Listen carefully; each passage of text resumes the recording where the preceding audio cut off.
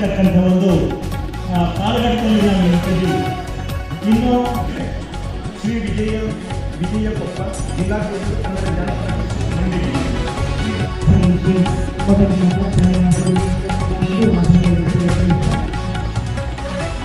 ಈಗ ಪ್ರಿಯಾಂಕಾ ಮೇಟಿ ಮೈಸೂರು ಜಿಲ್ಲೆ, Shri Siddanna Meti Goa, Shri Ravikumar PG Bengaluru, doctor DV. Shivarudrappa Shivamogga, doctor KV. Jayappa Vijayanagara, doctor Aravinda K. Pujara Gadag, Shri MK. Siddaraju Mandya. ಇವರೆಲ್ಲರಿಗೂ ಕೂಡ ಜಿಲ್ಲಾ ಜಿ. ಪರಮಶಿವಯ್ಯ ರಾಜ್ಯ ಪ್ರಶಸ್ತಿಯನ್ನು ನೀಡಿ ಗೌರವಿಸಲಾಗುತ್ತೆ.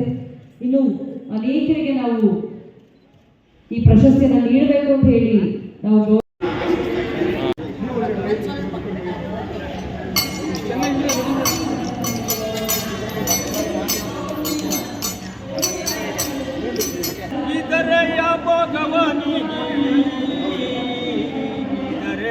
ಭೋಗವಾನಿ ಬರ್ತೀರಾ ಇಲ್ಲೇ ಇರ್ತೀರಾ, ನೀವು ಬರ್ತೀರಾ ಇಲ್ಲೇ ಇರ್ತೀರಾ. ಈ ದರೆಯ ಭೋಗವಾನಿಗೆ ಗುರುಪಾದ ಸೇವೆಗೆ ಬರ್ತೀರಾ ಇಲ್ಲೇ ಇರ್ತೀರಾ. ಅಕ್ಕರ ಸಮಾರಂಭ ವಿಜಯನಗರ ಕ್ಷೇತ್ರದ ಈ ಕಾರ್ಯಕ್ರಮವನ್ನು ಆಚರಣೆ ಮಾಡ್ತಾರೆ. ನಾನು ವಿಜಯನಗರದ ಮಾರಿನಹಳ್ಳಿಯ ಮಗಳಾಗಿ ಕಾರ್ಯಕ್ರಮದಲ್ಲಿ ಭಾಗವಹಿಸಲಿಕ್ಕೆ ಭಾಳ ಇಷ್ಟಪಡ್ತೀನಿ. ಮತ್ತು ಜನಪದ ಜೊತೆಯಲ್ಲಿ ನಾನು ಬೆಳೆದುಕೊಂಡವಳು.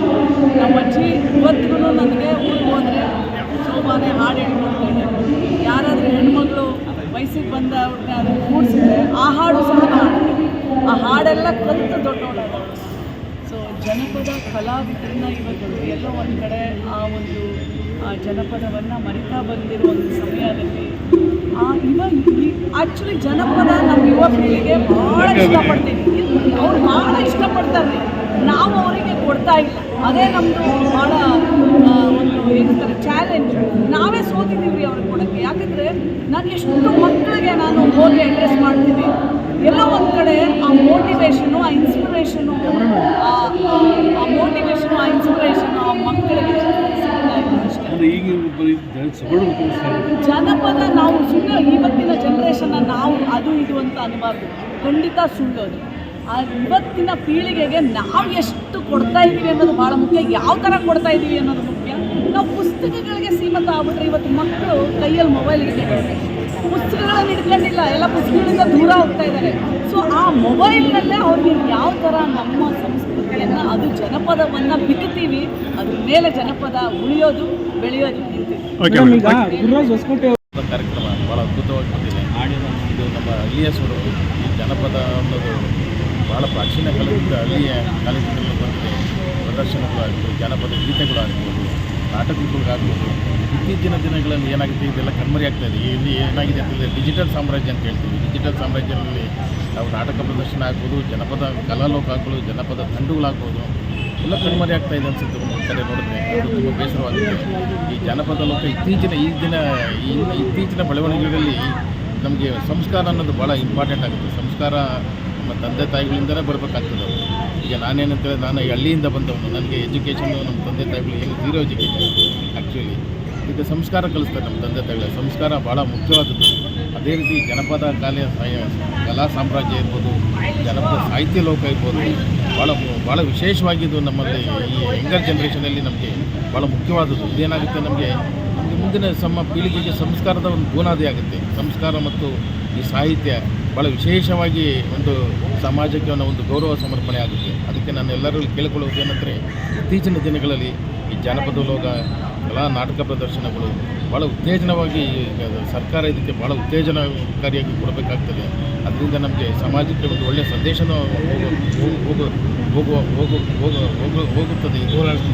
ಅದರಿಂದ ನಾನು ಎಲ್ಲರೂ ಕೇಳಿಕೊಳ್ಳುವುದಿಲ್ಲ ಅಂತ ಹೇಳಿದ್ರೆ, ಈ ಹಳೆಯ ಸಂಪ್ರದಾಯಗಳೇನಿದೆ, ಹಳೆಯ ಸಂಪ್ರದಾಯಗಳು ಭಾಳ ವಿಶೇಷವಾಗಿದ್ದು ಇದನ್ನು ನಾವು ಕಾಪಾಡಿಕೊಂಡು ಹೋಗಬೇಕಾಗ್ತದೆ. ಅದಕ್ಕೋಸ್ಕರ ಎಲ್ಲ ನಾವು ಎಂತೆಂಥ ಸಾಹಿತ್ಯಗಳನ್ನಾಗಲಿ ನಾವು ನೆನಪಿಸ್ಕೊಳ್ಬೇಕಾಗ್ತದೆ. ಈ ಸಾಹಿತ್ಯಗಳಾಗಲಿ, ಈ ಪದ್ಯಗಳಾಗಲಿ, ನಾಟಕದ ಪ್ರದರ್ಶನಗಳಾಗಲಿ ಜನಪದ ಸಾಹಿತ್ಯಕ್ಕೂ ಭಾಳ ವಿಶೇಷವಾದದ್ದು. ಇದಕ್ಕೆ ವಿಶೇಷವಾದ ಒಂದು ಗೌರವ ಇದೆ. ಇದಕ್ಕೆ ನಾವೆಲ್ಲರೂ ಇದಕ್ಕೆ ಗೌರವ ಕೊಡಬೇಕಾಗ್ತದೆ, ನಾವೆಲ್ಲರೂ ಇದನ್ನು ಕಲಿಯಬೇಕಾಗ್ತದೆ ಹೇಳಿ ನಾನು ಎರಡೊಂದು ಮಾತನ್ನು ಮುಗಿಸ್ತೇನೆ. ಇದರ ಮೂಲ ಸಾಂಸ್ಕೃತಿಕ ಕಲೆ ಜಾನಪದ ಕಲೆ. ಜಾನಪದ ಅವಿನಾಶಿ, ಜಾನಪದ ಅಲಿಖಿತ ಸಂವಿಧಾನ. ಅದನ್ನು ನಗರೀಕರಣದ ಬೆಂಗಳೂರಿನಲ್ಲಿ ಉಳಿಸಿ ಬೆಳೆಸಬೇಕಂತ ಒಂದು ಮನೋಸಂಕಲ್ಪದಿಂದ ಗೋವಿಂದರಾಜನಗರ ವಿಧಾನಸಭಾ ಕ್ಷೇತ್ರದ ಪ್ರಥಮ ಜಾನಪದ ಸಮ್ಮೇಳನ ಸುಮಾರು 290 ಜನ ವಿದ್ವಾಂಸರಿಗೆ, ಕಲಾವಿದರಿಗೆ, ಯುವಕರಿಗೆ ಪ್ರಶಸ್ತಿ ಕೊಡುವ ಮೂಲಕ ನೂರಾರು ಕಲಾವಿದರನ್ನ ಸುಡುಗಾಡಿಸಿದ್ದರು. ಎಳವರು, ಗೊರವರು, ಬುಡ್ಬುಡಿಕೆಯವರು, ಕಿನ್ನರಿ ಜೋಗಿಗಳು, ಟೊಳ್ಳು ಕುಣಿತದ ಕಲಾವಿದರು, ಗೊಂದಲಿಗರು ಎಲ್ಲರನ್ನೂ ಕರೆಸಿ ವಿಶೇಷ ಮತ್ತು ವಿಶಿಷ್ಟವಾದಂಥ ಒಂದು ಸಮ್ಮೇಳನವನ್ನು ರವೀಂದ್ರ ಕಲಾಕ್ಷೇತ್ರದಲ್ಲಿ ಕನ್ನಡ ಜಾನಪದ ಪರಿಷತ್ ಗೋವಿಂದರಾಜನಗರ ಮಠದ ವತಿಯಿಂದ ಇವತ್ತು ಮಾಡಿದ್ದೀವಿ. ಈ ಸಮ್ಮೇಳನ ಒಂದು ಹೊಸ ದಿಕ್ಸೂಚಿ ಕಾರಣ ಆಗುತ್ತೆ. ಕಲಾವಿದರ ಮಾಶಾಸನವನ್ನು ಸರ್ಕಾರ 2000ದಿಂದ 5,000 ಮಾಡಬೇಕು, ತೆಲಂಗಾಣ 10,000 ಕೊಡ್ತಾಯಿದೆ, ಅದೊಂದು ಮಾಡಿದ್ದೀವಿ.